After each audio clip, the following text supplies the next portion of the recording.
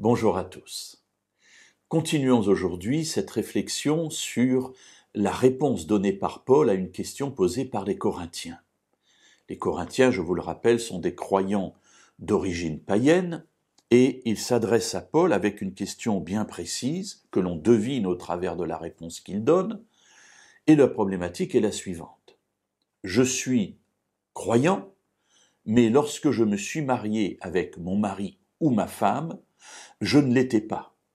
Et voilà qu'en ayant découvert le Dieu d'Israël, le Dieu biblique, eh bien j'ai progressé, j'ai avancé dans ma vie, mais mon conjoint ne me suit pas. Lui, son cheminement, soit il est plus lent, soit il ne le fera jamais, je ne sais pas quel il est, mais que dois-je faire? Est-ce que je dois me séparer de lui? Est-ce que je dois le répudier? Et nous avons vu hier que l'apôtre Paul répond en disant « Si le non-croyant accepte de vivre avec le croyant, eh bien le croyant ne peut pas le répudier ou la répudier. » Alors on pourrait dire simplement « Ben oui, c'est normal, parce que, étant donné que je suis croyant, le regard que je porte sur mon mariage est un regard pérenne. Je vais poursuivre ce mariage jusqu'au bout, parce que justement je suis croyant. » Et en fait, ici, l'apôtre Paul va donner une autre réponse. La première n'est pas fausse, elle est très intéressante, mais voyons la réponse de Paul. Dans sa première lettre aux Corinthiens, au chapitre 7, et nous lirons le verset 14 cette fois-ci. « Car le mari non-croyant est sanctifié par la femme, et la femme non-croyante est sanctifiée par le frère. » Voilà la réponse qu'il donne. Je ne peux pas répudier mon conjoint non-croyant, parce que ce conjoint non-croyant est béni par le fait que je suis croyant.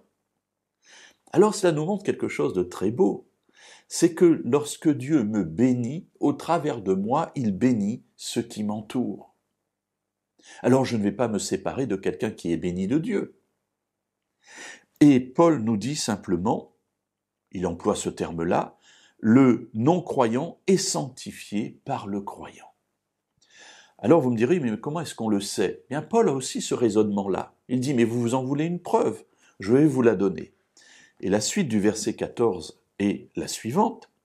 « Autrement vos enfants seraient impurs, tandis qu'en fait, ils sont saints. » Paul est en train de nous dire que lorsque dans un couple, il y a un qui est croyant, l'autre qui ne l'est pas, celui qui prime, c'est celui qui est croyant.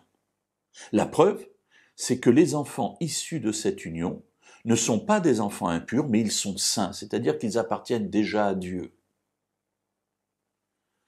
Mes amis, il y a quelque chose de magnifique là-dessus. C'est que notre présence dans ce monde sanctifie le monde, c'est-à-dire que notre présence dans ce monde est une bénédiction pour ceux qui nous entourent. Oui, le croyant est une bénédiction pour ceux qui l'entourent, même s'il ne s'en rend pas toujours compte. Mes amis, c'est beau, n'est-ce pas? Voilà manifestée ici la bonté de Dieu, y compris dans le mariage, où, bien sûr, je peux me poser cette question, mais où la réponse de Dieu est très simple. Mon ami, tu es avec quelqu'un qui ne croit pas? Eh bien, n'oublie pas que tu es un objet de bénédiction, parce que tu me représentes auprès de lui. Alors reste avec lui.